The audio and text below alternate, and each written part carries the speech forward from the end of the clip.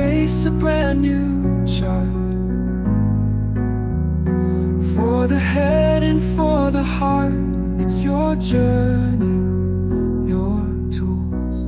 Welcome you. Today we're doing a deep dive into an area that is, well, profoundly human, universal, and yet often profoundly misunderstood. That's right. We're talking about the experience of grief and loss. Everybody encounters it, but the way our culture talks about it is frequently reductive, simplistic, or even harmful, isn't it? Absolutely. So we've synthesized an extensive body of work for you. Clinical analyses, foundational theoretical models, and contemporary neuroscience, too. The goal being To move far beyond the cliches, the cultural myths surrounding bereavement. Our aim is to provide a precise, evidence-based framework. Okay. One that not only honors the complexity of this process, but shows you why it is fundamentally an active, adaptive process, not just some passive state you simply endure. Okay, let's unpack this then. Our mission is to establish that precise understanding of loss, moving away from sort of passive coping, the idea that time alone heals, which we hear all the time, Right. and instead recognizing grief as an active, sometimes really life-altering process of adaptation. We want to give you the language and the framework to understand this journey, whether you are personally navigating it or maybe supporting someone who is. Yeah. This entire deep dive is about reframing adaptation to absence. And if we want that clarity, if we really want to get specific, we have to start by defining our terms. Oh, yes, the language. Because the three most important words in this field, grief, bereavement, mourning, they're often used interchangeably in everyday conversation. Right, people just lump them together. But clinically, they are very distinct constructs. We need that precision. Okay, so we need a solid terminological framework. If we're going to discuss the profound nuances of loss, we really need a clear lexicon We do. to separate the internal experience from the external state and the social process. Exactly. When researchers and clinicians discuss loss, we separate the experience into three distinct yet deeply interwoven concepts. It's like a braid. Okay, what's the first strand? First, we have grief, with a capital G, conceptually speaking. This is the entirely internal, personal response. It's emotional, cognitive, even physiological. It's that raw feeling inside. The internal world of it? Yes, Yeah. the swirling vortex of sadness, maybe yearning, anxiety, sometimes even relief, surprisingly, all experienced privately. Right. It's rooted deep in emotion, not intellect. And here's the crucial takeaway. Grief is considered a natural, adaptive human process. Not a disease. Precisely. It is not a pathology to be cured or overcome. It's the whole constellation of internal reactions and adjustments happening inside you. Okay, so if grief is the internal feeling, what's the objective situation? What's the outside view? That is bereavement. Bereavement is simply the objective state of having experienced a loss, specifically through death. It defines the period during which that internal grief is felt. So it's the situation you're in. Exactly. It's the state of being. If you were in the state of bereavement, you were described as bereaved. The duration of this state, or how long we assign that label, it's incredibly variable. It's influenced by factors like culture, your relationship to the person who died, the circumstances, lots of things. Got it. Internal grief, external state of bereavement. And finally, the bridge between the two. That's mourning. Mourning is the public, visible expression of grief. What we do. What we do, exactly. It is the social script, the process by which individuals adapt to loss externally, and its form is profoundly shaped by cultural, religious, and social norms. So like funerals, wearing black. Exactly. Mourning is the funeral service, the period of wearing black, maybe sitting Shiva, or any public display of sorrow.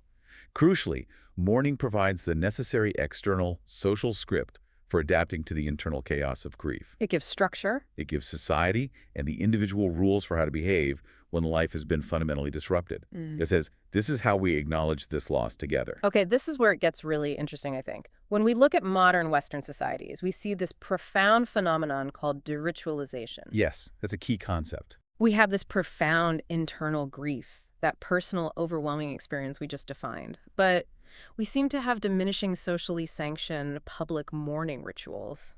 It creates a tremendous conflict, doesn't it? A sort of societal pressure cooker. How so? Because of this de-ritualization, we often expect people to, get back to normal quickly, bounce back. Yeah, move on. Right. There's often no designated time off work, no visible social marker for the pain anymore in many contexts. The implication for you, the listener, is profound. Which is? This privatization of grief can lead to intense isolation. If the culture denies your internal experience a legitimizing external outlet, if there's no time off work acknowledged, no public ceremony that feels meaningful, it forces the griever to shoulder the immense internal work of grief almost entirely alone. And that makes the journey significantly harder and lonelier. The mourning part is missing. That lack of a shared script is isolating. Makes sense. You've made it clear that grief isn't just a feeling like sadness, it's a whole person phenomenon. We need to normalize the fact that it registers on emotional, cognitive, and critically physiological levels. It truly affects the entire human system. We absolutely must normalize this broad symptomatology, especially since people are often shocked, genuinely shocked, by how physical and intense the symptoms can be. They think, am I going crazy? Is this normal? Right, why does my chest hurt? That kind of thing. Exactly. #D. The emotional spectrum beyond sadness. So when we talk about emotions, what stands out in the literature is how complex and contradictory the emotional landscape is. It's not just a blanket of sadness. Not at all. It's often described as a roller coaster, marked by intense waves of feeling that emerge and recede, often without any warning. Okay, so what are some of those key emotions beyond just sadness? Well, in the immediate aftermath, you often have shock and numbness, and these are protective. A buffer. Yes, it serves a vital psychological function. Yeah. It acts as a buffer, protecting the individual from the full, overwhelming intensity of the loss all at once. It's almost like the brain's way of dosing the trauma, letting it in bit by bit. Okay, but once that initial shock wears off, that immense sort of protective energy has to go somewhere, right? It does, and it often surfaces as anger, Ah, yes, anger. which is common and completely natural, but often difficult to place or understand. It can be directed externally at doctors, maybe the hospital, society, sometimes even a higher power. Or even the person who died. Yes, and this is confusing for people. Anger at the deceased for abandoning them. It's not rational, of course, but it is a powerful expression of the pain and the utter helplessness felt in the face of uncontrollable loss. It's that feeling of injustice. Why me? Why them? Right, and internally, what's churning inside? Internally, we frequently see guilt and blame. This often manifests as intense rumination. Going over and over things? Exactly. Ruminating over actions taken or not taken. The endless loop of, what if I had done X or what if I hadn't done Y? People replay scenes constantly in their minds, searching for a moment where they could have intervened, changed the outcome. Even if logically they know they couldn't have? Precisely. This rumination isn't logical. It's the mind desperately attempting to regain some sense of control over an event that was fundamentally uncontrollable. Okay, here's one I think is really challenging for many people. The emotion of relief. Ah, yes. Relief is natural, but often profoundly guilt-inducing. Especially when someone has been ill for a long time. Yes. This is especially true following a long, difficult illness where the deceased was suffering immensely, maybe physically or mentally. The relief is not usually about the person being gone. No. It's about the end of the suffering, theirs and perhaps the caregiver's intense burden as well. Yet because society implicitly demands unequivocal sadness, Right, you're supposed to be just sad. this feeling of relief often gets buried deep in shame, making it a legitimate but hidden part of the emotional spectrum. It requires validation, really. Permission to feel relieved that the pain has ceased. It's okay to feel that. That's important. #tag deity. The physiology of loss. The body's response. Okay, let's shift to the body. This is where the physical reality of loss becomes undeniable, moving beyond the purely psychological. We established that grief is a massive, unrelenting stressor. Like chronic trauma in many ways. So how does that play out physiologically? Well, we need to go deeper than just saying people feel tired. The stress of bereavement triggers the body's central stress response system, the HPA axis. Hypothalamic pituitary adrenal axis. Right. Yes. This leads directly to a massive and prolonged release of stress hormones like cortisol and adrenaline. And this hormonal cascade, when it's sustained over weeks and months, Which it often is in grief. which it often is, it leads directly to heightened and prolonged systemic inflammation throughout the body. Okay, that connection between psychological pain and actual measurable systemic inflammation is fascinating. Let's double click on what that means for daily life and maybe long-term health. It's a critical link. This biological pathway connects psychological pain directly to physical illness. Studies have consistently shown elevated inflammatory markers, things like C-reactive protein or CRP, in bereaved individuals, particularly in the first 6 months or so after the loss. And this sustained inflammatory state elevates the long-term risk for serious health consequences, Like what? notably cardiovascular disease. The famous broken heart syndrome or stress cardiomyopathy is a real, measurable phenomenon linked to intense emotional stress Wow. and potentially even certain types of cancer, although that link is more complex. But the bottom line is this shifts grief from being seen as a purely emotional issue Yeah. to a significant public health concern that might even warrant medical monitoring in some cases. So beyond those critical long-term risks, what about the day-to-day, the common somatic symptoms that people might feel but not connect to grief? Oh, they're extensive and often frightening if you don't know they're normal for grief. They range from profound fatigue and exhaustion, that feeling of being bottomless tired, to specific physical pains. Headaches, migraines, inexplicable chest tightness or heaviness, shortness of breath, profound muscle aches, joint pain, Digestive issues too. very common. Digestive issues like chronic nausea, changes in bowel habits, IBS-like symptoms. Furthermore, that sustained release of cortisol suppresses the immune system. Making you more vulnerable. Exactly. Making the bereaved more susceptible to catching common colds, the flu, or developing persistent infections. The body is just run down. And we also see a major disruption of basic functions, things we take for granted. Absolutely.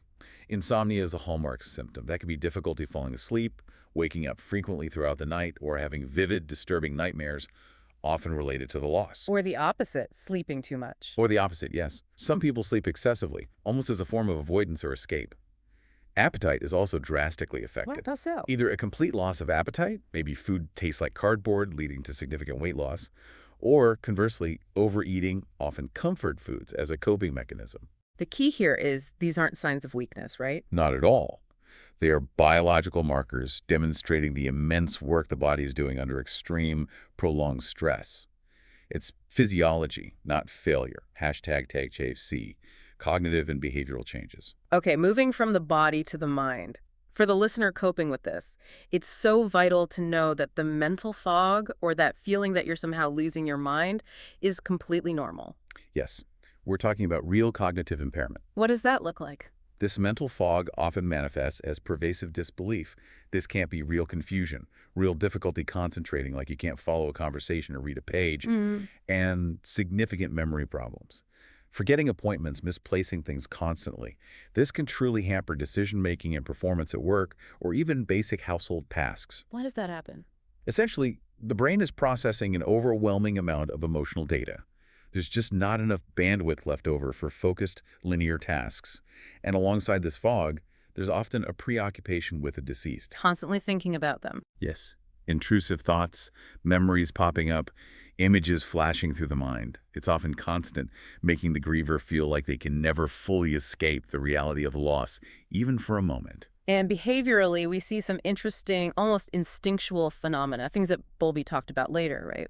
Yes, these are the searching behaviors. It's quite common. Like what, specifically? This is that momentary, startling feeling of thinking you see the deceased in a crowd just for a split second, or hearing their voice call your name, or finding yourself reaching for the phone to call them, forgetting they're gone. Wow, that must be jarring. It is. It's the behavioral manifestation of that intense biological yearning for the lost person.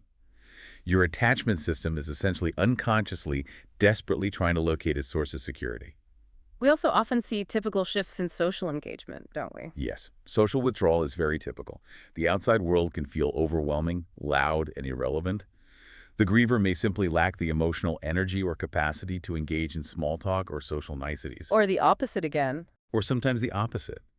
Some experience restlessness or agitation, a need for constant movement or distraction to try and outrun the internal pain. Okay, a critical behavioral note here, I think, is about crying. Absolutely.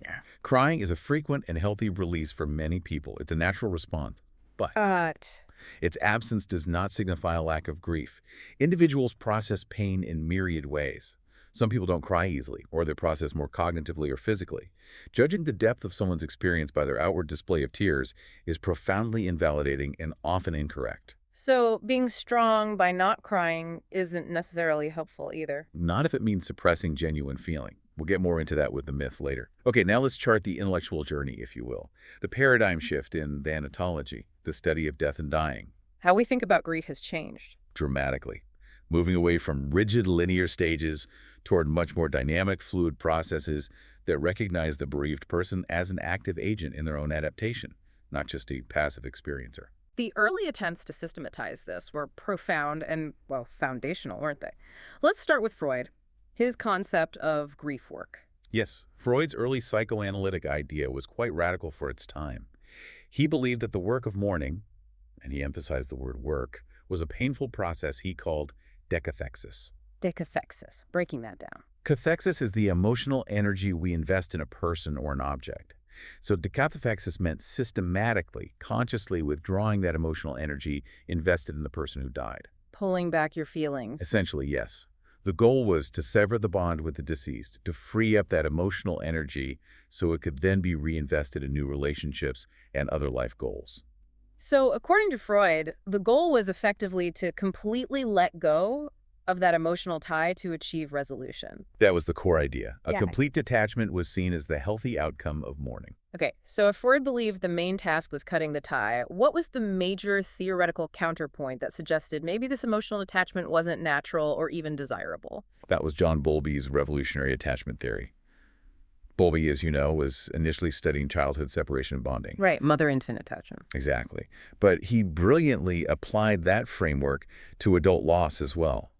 He framed grief not as some abstract psychoanalytic task like decathexis, but as profound biological separation anxiety. Grounded in biology. Yes. He rooted the intense experience of grief in the fundamental biological need for attachment and security. From this perspective, the intense pain, the yearning, the searching behaviors we discussed, they weren't pathological. They were the healthy, expected expression of a broken attachment system desperately trying to find its lost object, its source of safety. So his phases, like numbness, yearning, searching. Yes, his proposed phases, including initial numbness or shock, followed by intense yearning and searching, then disorganization and despair, and finally some form of reorganization, emphasized that biological imperative to locate the loved one. It was about the disruption of a fundamental bond. Hashtag B. Deconstructing the stage model, the critical reevaluation. Okay, now we have to talk about the giant shadow hanging over the field, the one everyone knows, the 5 stages. Denial, anger, bargaining, depression, acceptance. DA-BDA. Ah, yes. Kubler-Ross. Here's where it gets really interesting, because the popular understanding is, frankly, completely flawed. And that flaw, that misunderstanding, has caused immense harm over the decades. It really has. We must understand the origin versus intent. Elizabeth Kubler-Ross derived these stages from her groundbreaking interviews, but they were with terminally ill patients facing their own imminent death. Not with people grieving someone else's death. No, it was a description of the psychological adjustments the dying themselves often make as they come to terms with their own mortality. It was never intended as a prescriptive model for bereaved individuals grieving the loss of another person. Yet somehow, somewhere in the cultural conversation, that crucial context was completely lost, which led to the misapplication. Exactly. It was incorrectly adopted and widely applied as a prescriptive, almost sequential roadmap for the bereaved. Like a checklist. Am I in anger yet? Precisely. It became cultural shorthand, setting a powerful but fundamentally flawed expectation that grief should proceed in this orderly, stage-by-stage manner. And the critique and harm from researchers and clinicians have been severe. Decades of subsequent research by thanatologists, grief specialists, show absolutely no evidence that people grieve in 5 discrete stages, or in any kind of predictable sequence. The model itself is conceptually a bit incoherent. How so? It mixes emotional states like anger and depression with coping strategies like denial and bargaining, and an outcome like acceptance. They aren't really comparable concepts on the same level. Right. But the most serious charge, the real harm, is this. If the bereaved don't experience these stages in order or don't feel them all, they internalize the feeling that they are grieving wrong. Which adds guilt on top of pain. Exactly. Yeah. It leads to profound guilt, isolation, and often really unhelpful advice from well-meaning friends or family trying to push them through a stuck stage, which actually impedes the natural, messy, individual flow of pain and adaptation. It's been quite damaging. So the field moved on. This shift is crucial, Modern models treat the bereaved person not as a passive victim going through stages, but as an active agent who must engage in the demanding work of adaptation. Yes, the focus shifts to what the griever needs to do. This completely reframes the task from just enduring to actively engaging. A great example of this active approach is Worden's task model, isn't it? Yes, William Wharton proposed that grieving requires actively completing 4 distinct, though not necessarily sequential, tasks. Okay, what are they? Task 1, accepting the reality of the loss. Intellectually knowing they're gone versus fully emotionally accepting it are different things, and it takes time. Task 2, processing the pain of grief. This means actually feeling and working through the difficult emotions, the sadness, the anger, the guilt, rather than constantly avoiding them. Facing it. Facing it. Task 3, adjusting to a new environment without the deceased. This is huge. It involves everything from mastering practical tasks they used to handle to redefining your sense of self, your roles, developing a whole new life structure. Wow. And finally, task 4, emotionally relocating the deceased. This doesn't mean forgetting them, but finding a way to maintain a connection while still allowing for the reinvestment of emotional energy back into life and potentially new relationships, finding a new place for them. Finding a new place, I like that. Then there's the highly influential dual process model, DPM, by Strube and Schutt. This one feels very real. It's about dynamic oscillation. Yes, the DPM offers a much more accurate description, I think, of the chaotic reality most people experience. Yeah. It recognizes that the bereaved person cannot, and probably should not, confront the intense pain of the loss 100% of the time. It would be overwhelming. Utterly overwhelming. Nor can they only focus on rebuilding their life without acknowledging the pain. So they shift flexibly, they oscillate between 2 necessary types of coping. Loss-oriented and restoration-oriented. Exactly. You spend time engaging in loss-oriented coping. This involves confronting the emotional pain, directly feeling the intense sadness, the yearning, maybe processing the trauma of the death itself, thinking about the person. Okay. But you also need to shift, sometimes daily, sometimes moment by moment, to restoration-orientated coping. This means addressing the secondary life changes and the tasks of rebuilding. Practical stuff. Practical stuff. Managing finances, taking on new roles in the family, mastering new skills they might need now, adjusting to all the required life practicalities that arise from the absence. So on Monday, you might be deep in loss orientation, looking through old photos, crying. And then Tuesday, you're firmly in restoration mode, focused on figuring out the insurance paperwork or getting the car repaired. Precisely. It's an exhausting but necessary back and forth. Yeah. Your mind naturally oscillates to manage the load. And this fundamentally contrasts with Freud's old model, doesn't it? Because modern theory suggests the bond isn't necessarily cut at all. Not at all. Which leads us beautifully to the continuing bonds theory.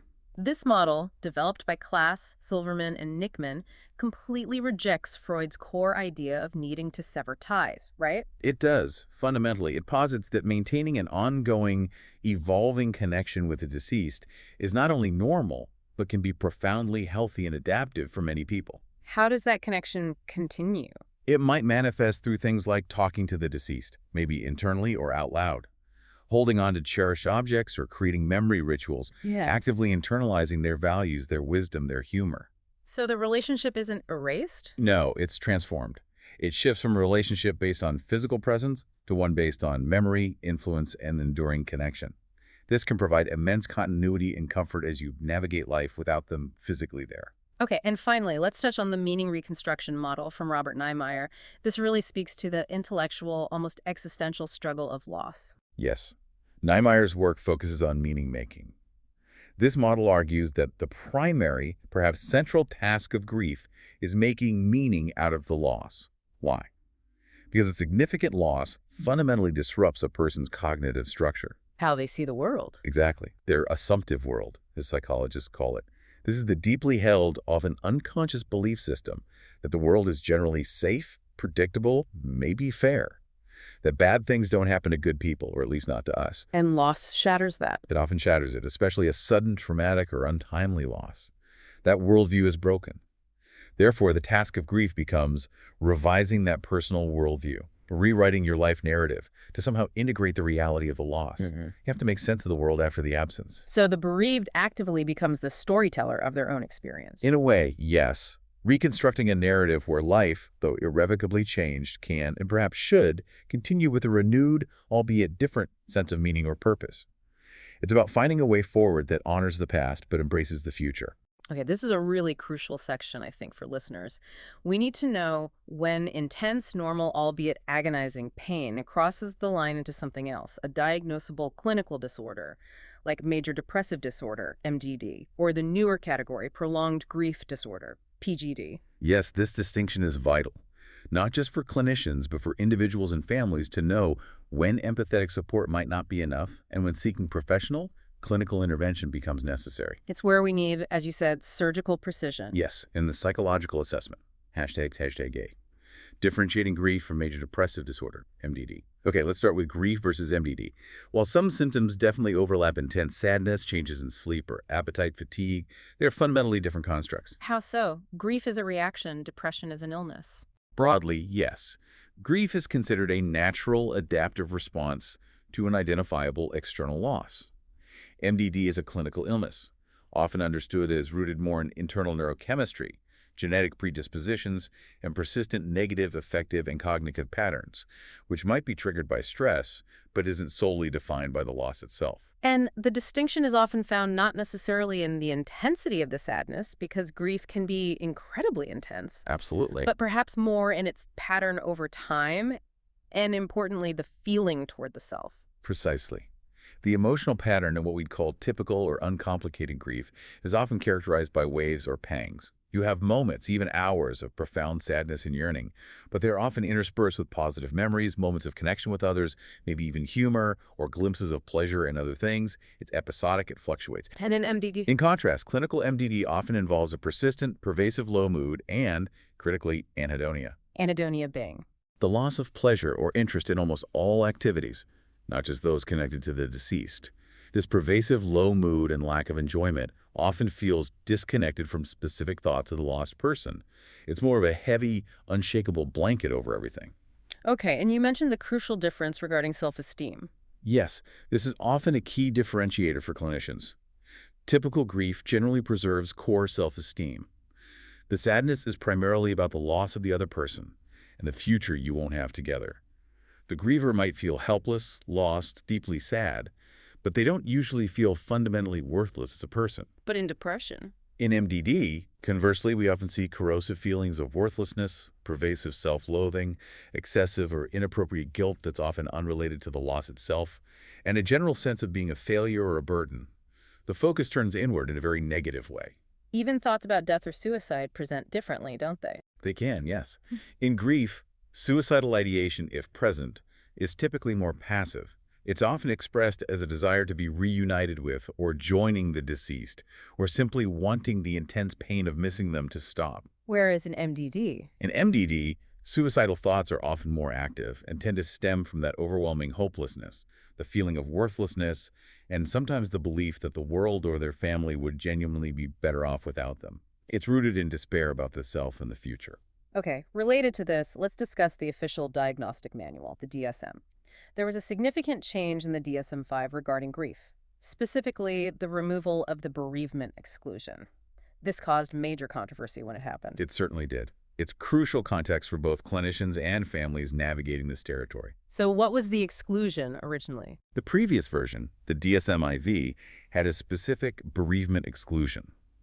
This was a clause advising clinicians against diagnosing major depressive disorder within the first 2 months following the death of a loved one, even if the individual technically met all the symptomatic criteria for MDD during that time. And the thinking behind that was? The idea was primarily to respect grief as a normal, albeit intensely painful process, and to avoid pathologizing it too quickly, to give space for acute grief without immediately labeling it as a mental disorder. But the DSM-5, released in 2013, removed that exclusion entirely. That felt like a massive shift to many. Suddenly, profound grief could be diagnosed as clinical depression much sooner.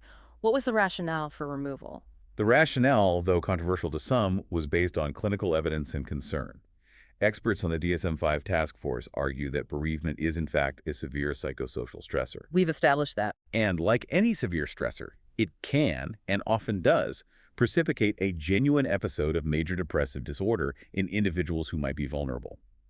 The concern was that the 2-month exclusion risked overlooking and therefore undertreating a genuine, clinically significant depressive episode simply because it occurred shortly after a death. So if someone met the full clinical criteria for MDD, including that pervasive anhedonia, worthlessness, perhaps suicidal ideation, delaying diagnosis, and potential treatment for 2 months could actually be harmful. That was the argument, yes. To prioritize getting needed treatment to those who were truly clinically depressed, regardless of the timing relative to the loss. So the implication now is that the focus shifted much more onto careful clinical judgment. Exactly. The removal of the exclusion allows for the diagnosis of MDD if the full criteria are met at any point after the loss. It acknowledges that grief and depression can and sometimes do coexist. And when the symptom pattern truly fits MDD, it warrants immediate clinical attention and appropriate treatment. It forces the clinician to look beyond the fact of the loss and carefully assess the person's core sense of self, their capacity for pleasure, and the pervasiveness of the mood disturbance. ### C, prolonged grief disorder, PGD. Now, building on that, we have a third, relatively new category that specifically captures when the process of grief itself seems to go awry. Prolonged grief disorder, PGD. Okay, so this isn't depression, but it's also not typical grief. Precisely. It's a specific loss-related disorder recognized now in the DSM-5 PR, the latest text revision. It's conceptualized as occurring when the natural adaptive process of grieving becomes stuck or stalls. So this isn't just grief being severe or lasting a long time. It's qualitatively different, a persistent debilitating state that significantly impairs function. That's the key distinction. The definition is that the acute, intense grief symptoms, the ones we expect early on, remain persistent, pervasive, and significantly debilitating, well beyond when we'd expect some adaptation to have occurred. It results in clear functional impairment across major life domains: work, social life, self-care. Is there a time frame attached to this? Yes. The key criterion for diagnosis is that these intense impairing symptoms must persist for at least 1 year after the death in adults, or 6 months in children and adolescents. This timeline is crucial for distinguishing it from the intense but generally transient acute phase of normal grief. Okay, so what's the core emotional feature? What truly distinguishes PGD from, say, MDD if both involve long-term distress? The core feature of PGD, the emotional signature, is intense, persistent yearning or longing for the deceased, coupled with a pervasive preoccupation with thoughts or memories of the lost person. This yearning doesn't significantly lessen over time, as it typically does in uncomplicated grief. So they remain emotionally trapped. In many ways, yes. Emotionally trapped in the height of the acute loss, dominated by that desperate search or longing for the person. Importantly, unlike MDD, self-esteem is generally preserved in PGD. The distress isn't usually about their own worthlessness. Ah, okay. Instead, the sense of self may feel diminished, lost, or fundamentally incomplete without the person who died. The focus of the distress remains intensely fixed on the absence itself and the longing for the loved one's return or presence. It's a specific kind of suffering centered on the separation. It seems really clear that not all loss is created equal, right? The context, the circumstances, the type of relationship, they all define the specific challenges. Absolutely. And the type of loss often dictates the kind of social and emotional support needed, or indeed whether support is even available. If we only focus on, say, the expected death of an elderly relative after a long illness, we miss huge categories of human suffering that come with different kinds of loss. We do. We need a broader lens. Anticipatory grief. Let's start with anticipatory grief. This is the grieving process that occurs before an expected death. So typically during a prolonged terminal illness, like advanced cancer or maybe Alzheimer's. Exactly. That's the common context. The experience here must be unique. Family members aren't mourning the final death yet, obviously, but are they mourning other things along the way? Yes, that's precisely it. They are mourning the incremental losses that happen during the illness. The loss of a person's health, their loss of function, the loss of shared activities, the loss of future plans together. It's like a series of small goodbyes, grieving the person they knew as they change. Does it help prepare people? Does it make the grief after the actual death any easier? That's the big question clinical research has grappled with. Does this period of anticipatory grief allow for preparation, saying goodbyes, organizing practical affairs, and does that significantly lessen the intensity of the grief after the death finally occurs? And the answer is? The evidence is actually inconclusive, maybe even leans towards not really. While it certainly changes the dynamics, people might feel more prepared practically. Some unfinished business might be addressed the finality. The permanence of the actual death often brings a whole new wave of acute pain and shock that no amount of anticipation can fully negate. The final loss is still devastating. Okay, this next one is such a crucial concept, coined by Kenneth Doka. Disenfranchised grief. This sounds like grief that's somehow not allowed. That's exactly what it is. Disenfranchised grief occurs when the loss itself, or the relationship to the deceased, or even the griever themselves, is not socially recognized, validated, or supported.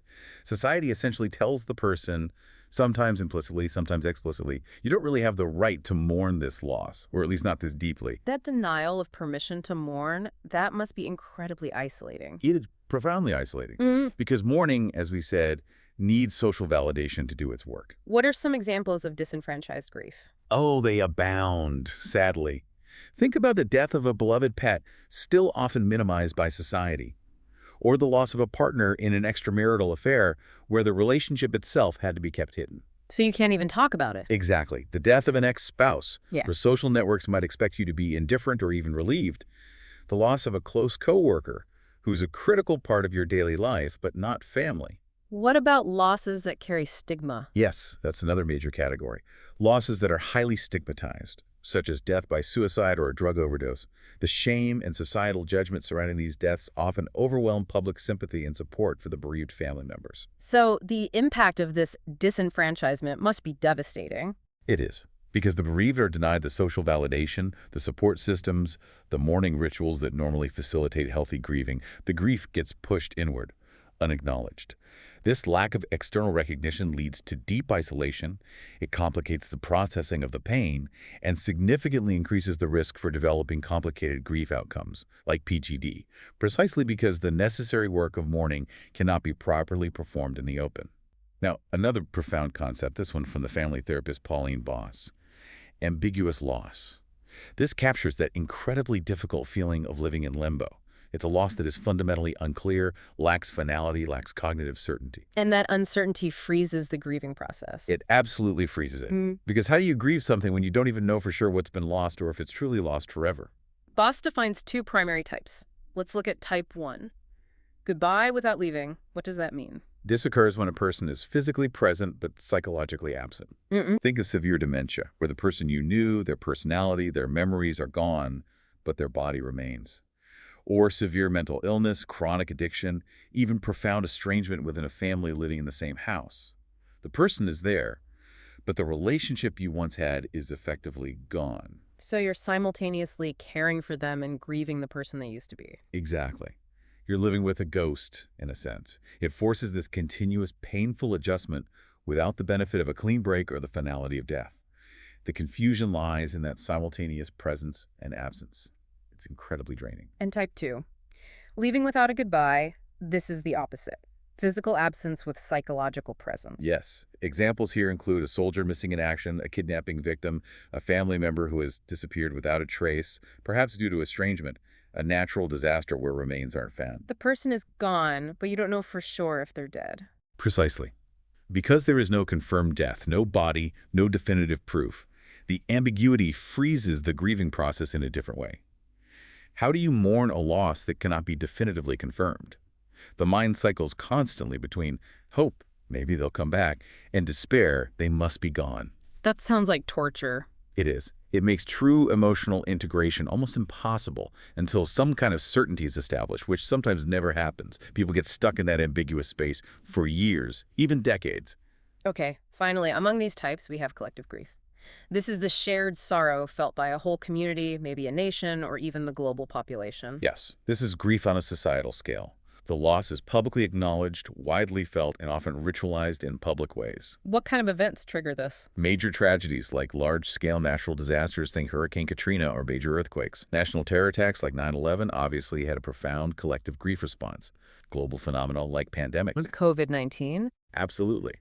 The COVID-19 pandemic induced a massive, complex collective grief over both the staggering loss of life worldwide and also the fundamental loss of normalcy, security, and shared life expectations. What about public figures? Yes, the death of a beloved public figure like a monarch, a president, a cultural icon can also trigger a powerful shared sorrow, because these figures often represent a collective identity, a sense of stability, or shared values for many people. This kind of grief seems to have a dual nature, though. It does, and that's important to recognize.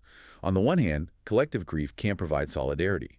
Sharing the sorrow with others, participating in public rituals like memorials or moments of silence, can foster community healing and make individuals feel less alone in their pain. But on the other hand, that very sense of shared sorrow in the public sphere often serves as a potent trigger.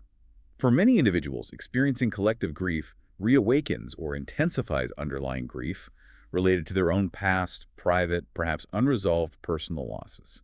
So it can compound the emotional load significantly. The public event stirs up the private pain. So we've established that grief is incredibly complex, and as we've just discussed, the type of loss matters hugely. But even beyond that, the experience is like a unique fingerprint for each person. Right. It's the result of complex interactions between the loss itself and the individual experiencing it. Exactly. Which is why a one-size-fits-all approach, like the old stage model, is just completely inadequate. The grief experience is shaped by this unique web of personal, relational, circumstantial, and social factors.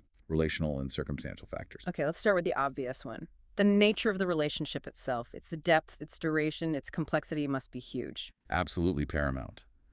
The grief following the death of a child, for instance, creates a fundamentally different kind of void and existential crisis than, say, grief for an elderly parent who lived a long, full life.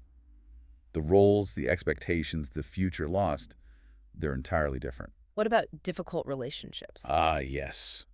Crucially, if the relationship with the deceased was ambivalent, conflicted, maybe even abusive, the grief process can be significantly compounded. How so? By unresolved anger, intense guilt over things said or unsaid, relief mixed with sadness. These complex, contradictory feelings significantly impede clear emotional processing. It's much harder to grieve cleanly when the relationship itself was messy.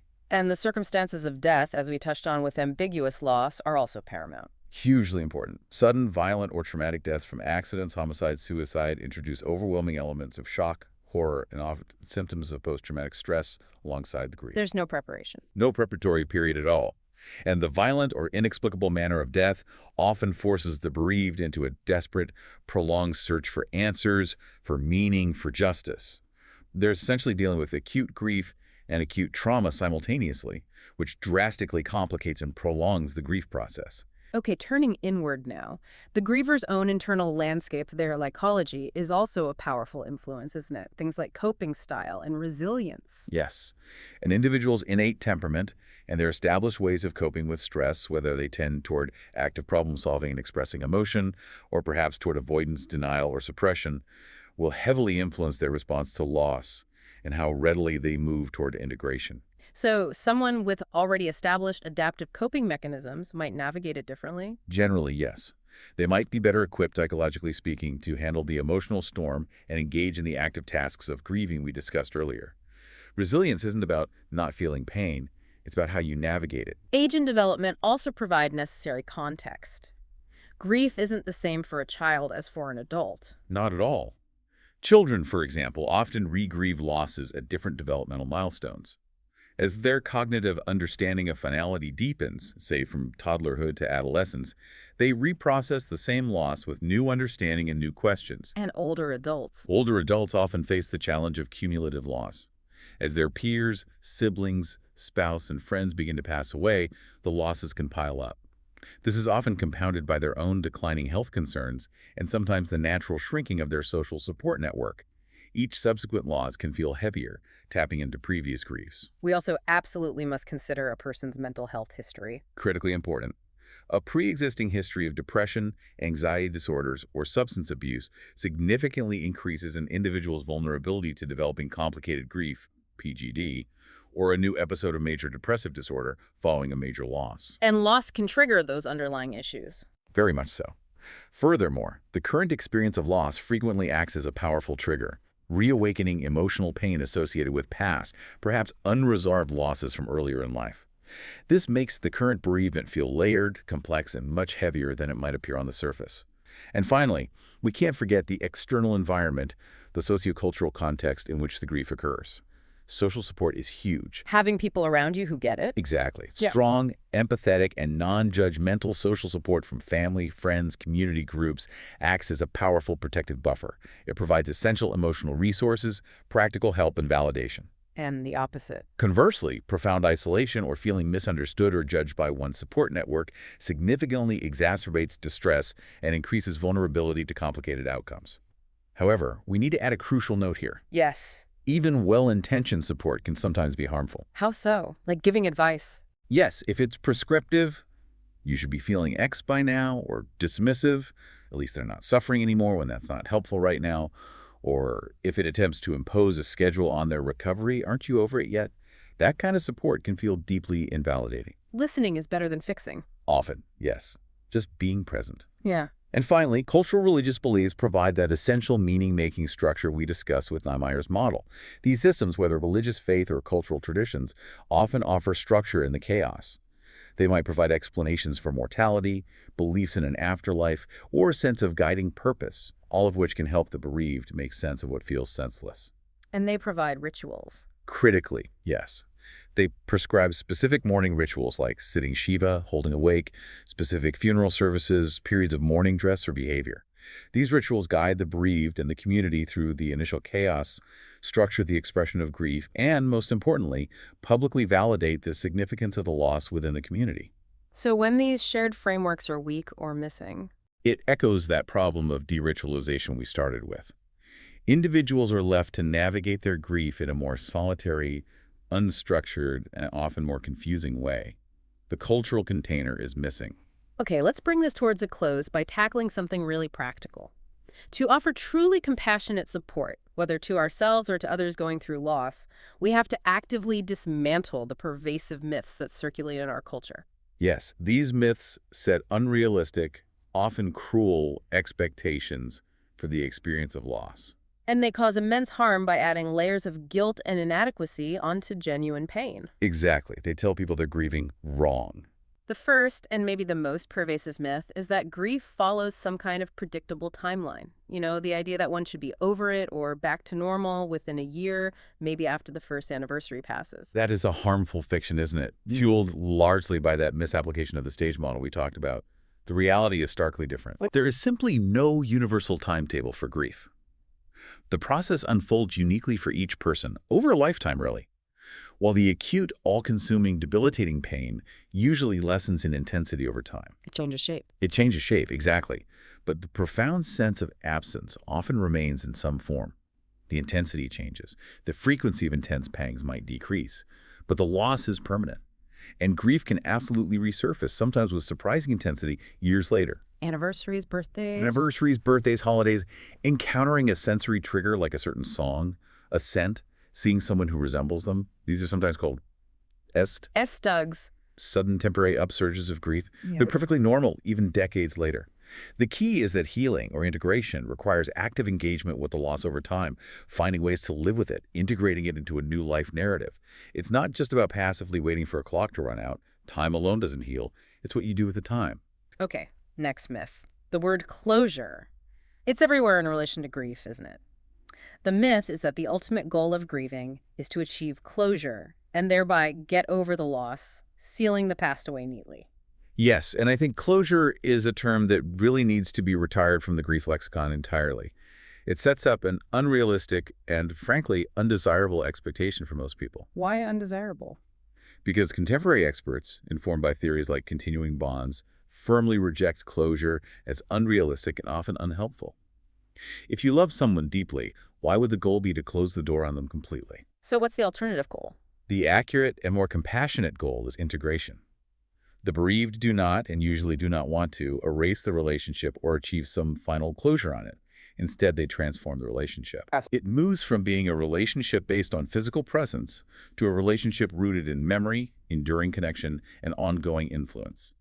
The aim is to integrate the reality of the loss and the changed relationship into new life and a revised identity. It's about transforming the self and carrying the connection forward rather than trying to amputate the past or return to the person one was before the loss occurred.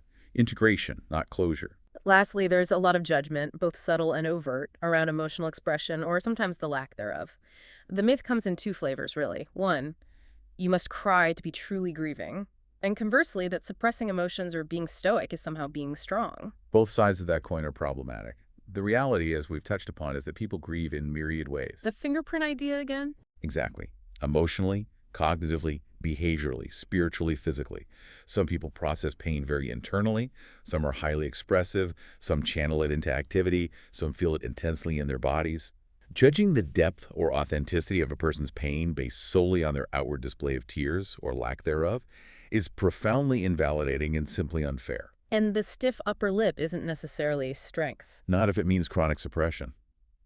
While cultural norms sometimes encourage stoicism or bottling up feelings, a consistent strategy of avoiding or suppressing the intense pain of grief does not make it magically disappear. Denied grief tends to fester. It comes out sideways later. Often, yes. Or contributes to physical symptoms or relationship problems. The necessary psychological work of processing the pain is simply deferred, often prolonging the healing process or leading to complications down the road. Facing the pain in one's own way and time is generally necessary for psychological integration and long-term adaptation. True strength often lies in the courage to feel. Wow. We've covered such a breadth of this experience today, from the physical stress response, the systemic inflammation grief can cause, right through the critical differences between normal, albeit agonizing, pain and clinical conditions like major depressive disorder or that persistent longing of prolonged grief disorder. I think the central takeaway, reading across all the modern theories we discussed, is that fundamental shift, isn't it? Moving from viewing the bereaved as passive subjects, just enduring stages, Right. to seeing them as active agents, rigorously working, consciously or unconsciously, to reconstruct meaning, to adjust, and often to continue bonds with the deceased in an evolved, internalized form. That active role is key. And that brings us to a final, perhaps provocative thought to leave with you, our listener. If mourning, as we defined it, is the public validation, the social scripting of internal grief, Okay. and if our modern world, particularly in the West, is indeed increasingly deritualized, meaning we lack those robust, shared mourning rituals, Right, the privatization of grief. then we are left with a fundamental societal challenge. When the lack of social legitimacy, think of disenfranchised grief, or the sheer lack of cognitive certainty, think of ambiguous loss, directly obstructs that necessary external process of mourning. When society doesn't give you permission or clarity. Exactly.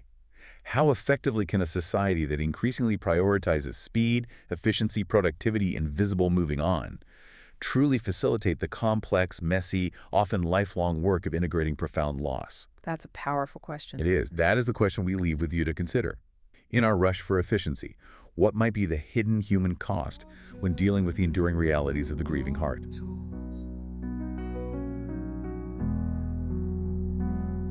It's the strength to build anew. It's the light to guide you through. It's the choice to find your way. Starting here, starting today. And that's our time for today. Thinking of grief as an active, adaptive process can be a real shift, but I hope it provides a new perspective on how resilient we can be.